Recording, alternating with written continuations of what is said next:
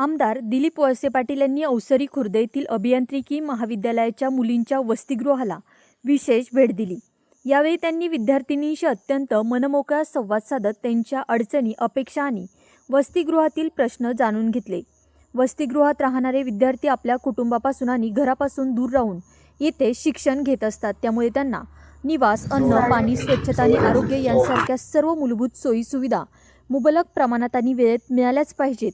या सुविधा मिळवण्यासाठी विद्यार्थ्यांना प्रशासनाकडे वारंवार मागणी किंवा संघर्ष करावा लागू नये याची खबरदारी घेतली पाहिजे। विद्यार्थिनींच्या सर्व समस्या ऐकून घेतल्यानंतर आमदार वळसे पाटील यांनी तात्काळ संबंधित विभागाच्या अधिकाऱ्यांना तेथेच बोलावून घेतले। विद्यार्थ्यांचे प्रश्न प्राधान्याने आणि त्वरित मार्गी लावण्याच्या स्पष्ट सूचना त्यांनी अधिकाऱ्यांना दिल्या। तसेच विद्यार्थ्यांच्या प्रश्नांकडे अत्यंत गांभीर्याने आणि संवेदनशीलतेने पाहावे तशी तंबीही त्यांनी प्रशासनाला दिली आहे। आमदारांच्या या तत्परतेमुळे विद्यार्थिनींनी मोठे समाधान व्यक्त केले आहे।